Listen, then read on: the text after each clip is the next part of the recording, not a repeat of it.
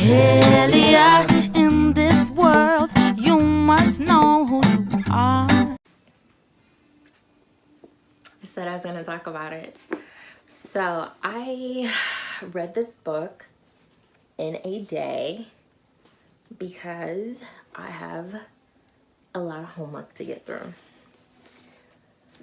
When I read this, I immediately thought of Claudia for Interview with a Vampire by Anne Rice, and it is not like that at all.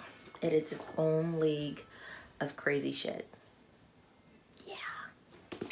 As a reader, I felt that because there's so much sensitivity out in the world, I feel like people kind of forget certain things that happen.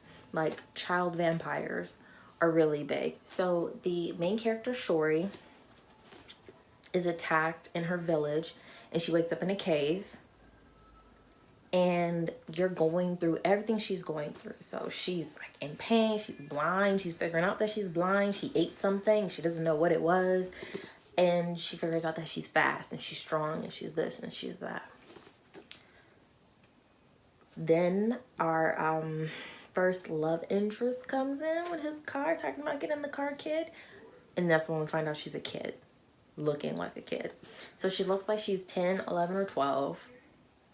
Varies as she starts speaking, and she like is unsure of who she is, where she is, but she remembers what a car is, and she remembers what deer are, and she remembers the names of certain things.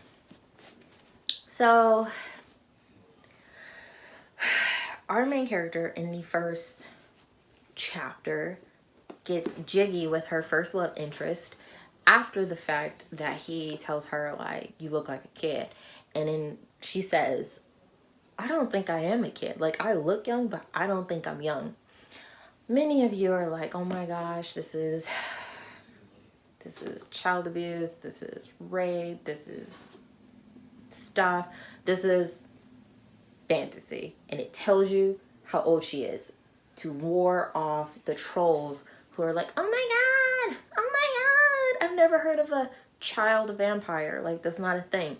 It's a thing, people. There are different ways. Like Claudia from Interview with the Vampire was a child vampire. Did we forget? But moving on. So this book goes into these racial twists that I felt were so unnecessary but necessary. So she's genetically modified. So the vampires are called Aina, which are like aliens or mythical people or angels that fell from grace or whatever they were. They weren't really sure what they were because they lost their history and all this other stuff. She lives with her mother and this clan of women, because women and men are separated. Okay, they're separated. And so all the women are killed. So that's why she's injured in a cave. And how she got to the cave, she must have just ran away and left everybody to die.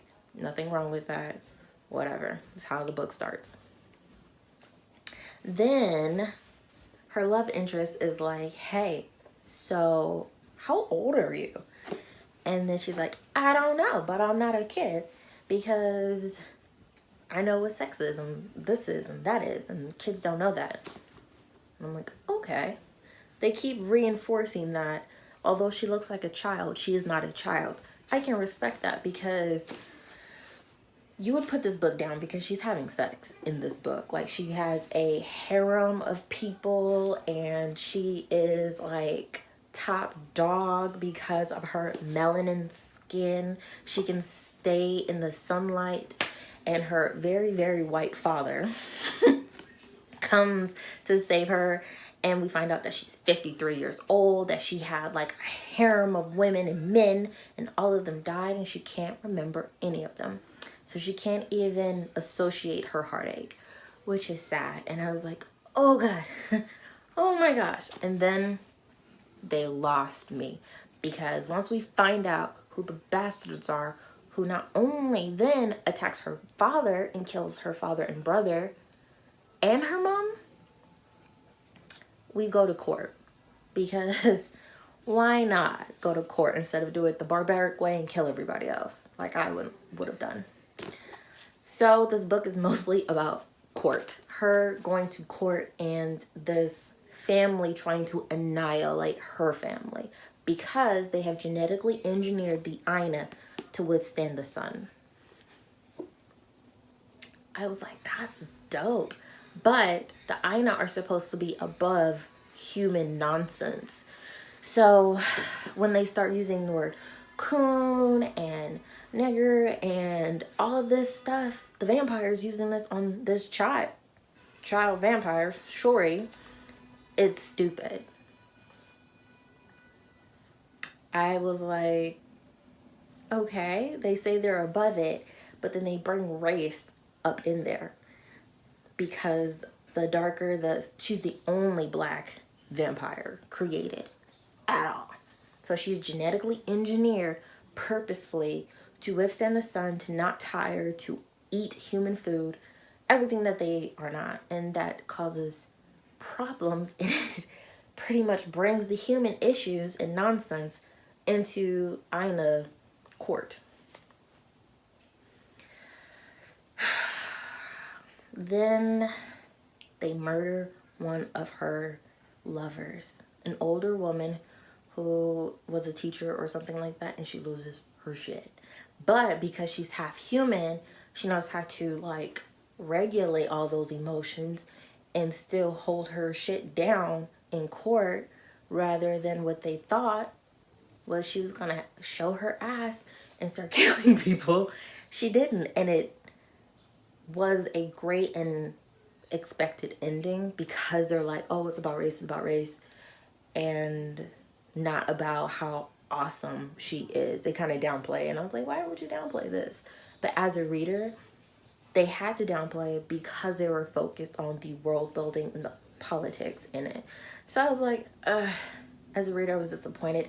As a writer, as a student in the MFA, I was like, yes, this shit rocked. Like, the fact that not only did she do great world building on the side of our, like, they had World War II issues, references, all this stuff. She had, like, a history. She had genetic information exchange. She had court. The court system was very, very dumb, very thorough, very detailed, and you couldn't like fuck that up. Like, you could not understand it. So as a writer, I appreciated the world building and the plot and how everything was plot driven. So no, it wasn't more of a, oh, we find out her people have died, there's court, and then we move on and see how everything else. No, the court is like most of it because she doesn't know who she is. So she's relearning everything through all these other people. And we find out that she's cooler and she's awesome and genetically superior to everyone around her.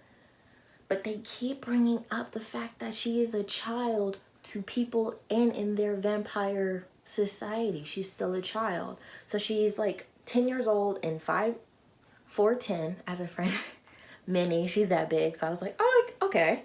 And then she's 53. And then when she turns 100, she'll shoot up and finish growing. And her harem will not die, and they'll live longer, and they need to be separated from the rest of the world because they age slower. Totally understood that. So she used like old school vampire information, unlike Twilight. I don't like Twilight, whatever. But old school vampire knowledge into this scientific, political mystery thriller. Would I recommend this? Yes. Would I read it again? Fuck no.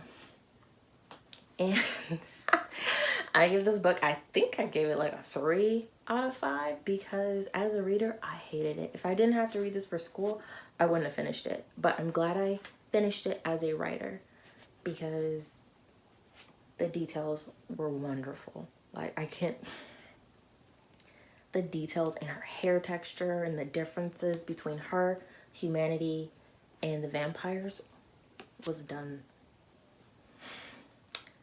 so fucking good.